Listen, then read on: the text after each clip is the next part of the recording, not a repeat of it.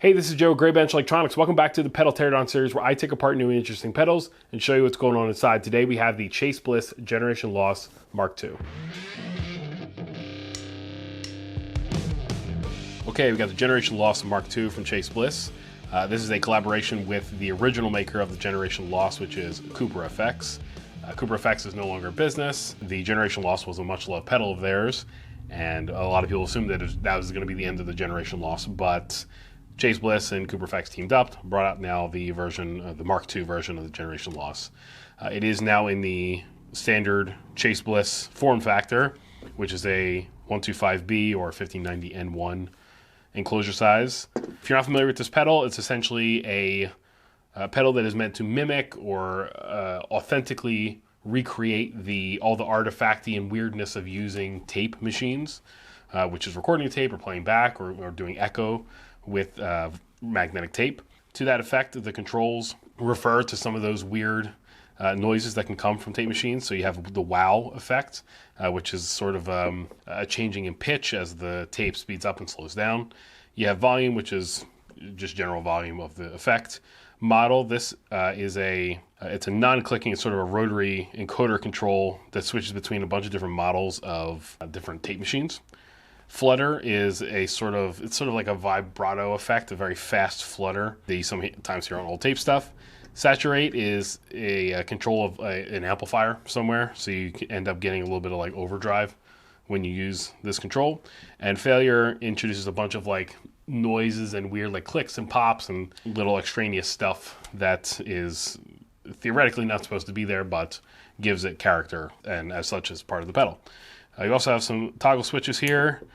These are all 3-position toggles, and they do different things. Not going to go over all of them, but we have an array of 3 of them. We have 3mm LEDs here with chrome bezels, dual foot switches. These are non-latching foot switches, and a little toggle in between that is also a 3-position toggle. On the sides, we have side-mounted jacks, 2 quarter-inch jacks per side. It is a stereo in and out pedal. So TRS jacks for input and output, but you can use them as mono as well if you want. There's a expression or control voltage input here, and a MIDI or aux output here. 9-volt standard center negative DC inlet, USB jack here, presumably for either finer control of the parameters of the pedal or firmware updates, stuff like that. And then on the top here, there is a stereotypically Chase Bliss thing, which is 2 banks of 8-position dip switches that control a whole array of things we're not going to go over. On the back here, we have the Chase Bliss sticker and the serial number, different legal mumbo jumbo. The knobs here are actually aluminum knobs, powder coated blue enclosure with silkscreen graphics. And on the bottom here is Chase Bliss and the CooperFX logo. So that's it for the exterior. Let's go ahead and open up the pedal.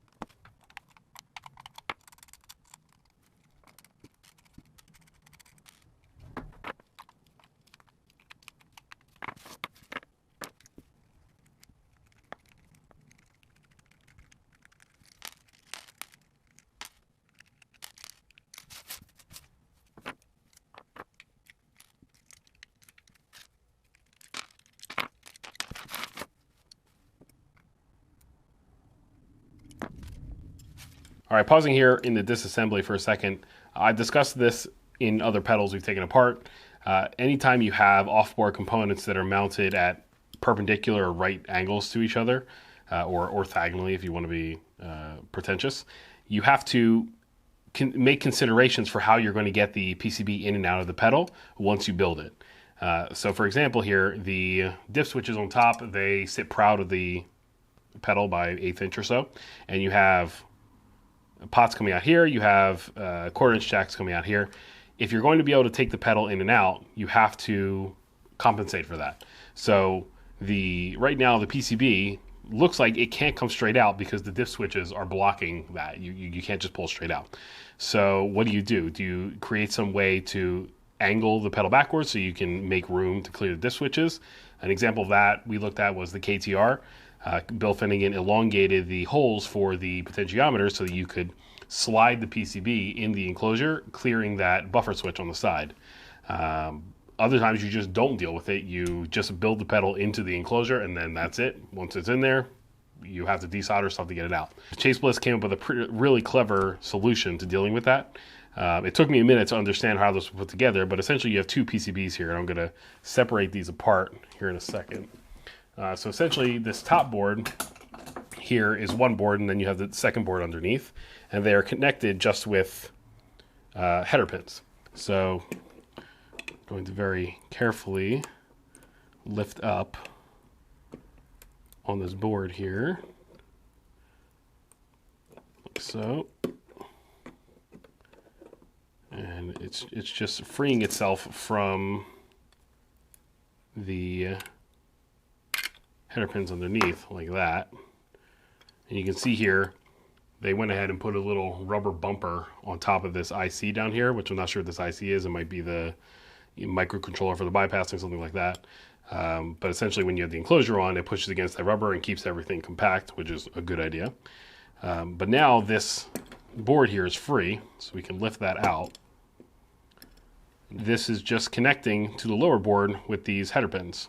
This secondary board that has the 1/4" jacks, it has the DC jack, and this is how they're dealing with the diff switches in the back. So if you can see there what it actually is, it's PCB mount right angle diff sockets.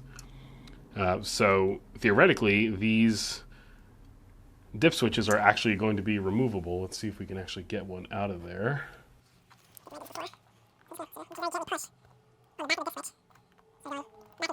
going to do this very carefully because we don't want to bend the pins of the diff switch any more than necessary. But you can start to see it's starting to come out there. Oh, and there it goes. So there is a diff switch removed from the Chase Bliss, not soldered in, just pushed into diff sockets, which is totally fine. It's a nice positive connection. Also, if the diff switches fail, very easy to replace because you just pop them in and out. And now that we are removing these components, we should be able to get this lower board out of the enclosure.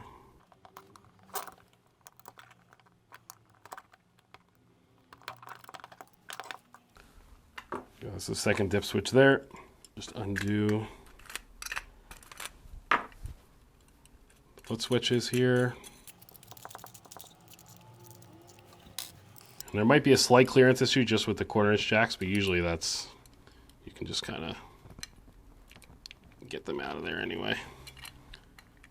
Make sure we're free, and then there you go. Just like that, whole thing pops right out. All right, so here is the component side of the secondary PCB for the Generation Loss Mk.II. So we've got our potentiometers. On the side here, it's interesting, it's marked Universal Mother, so presumably motherboard. So they must use this board as just a common piece between multiple Chase Bliss pedals. Resistors here, they are all linear 10K pots, all 6 of these. The switches here are Taiwei brand. Panasonic relay there. Pretty much all surface mount components excluding the electrolytic, that electrolytic capacitor there. These other electrolytics are surface mount. And on the top side here we've got our 1/4" jacks. Of course, those are 3-hole mounted, DC jack. There's also the female header pins to accept the male pins on the top board. We've got a little multi-pin IC there, a little crystal. There's another shot of the dual 16-pin right angle sockets. Foot switches here are single pole, single throw. Foot switches, brand is Sun Tzu. Foot switches. Interestingly, the foot switches, I'm going to assume that is intentional, are bridged right there. They're actually solder bridged together. Have a look at the Secondary board here, we've got another multi-pin IC. Actually, several ICs here, all surface mount, very tight architecture going on in here. There's a USB jack on the side, another relay. This is the little pin connection cable here, presumably something with power. There's that IC with the rubber bumper. Flipping over, we've got a handful more components, some sticker information for QC and whatnot. So there you go. That is the Chase Bliss Generation Loss Mk.II. A very nice surface mount pedal with a clever way to integrate the mounting of the diff switches, the right angle, like I said, right angle components, and dealing with that, making the pedal still relatively easy to disassemble and fix if necessary. So yeah, that's the pedal. Let's go ahead and put it back together.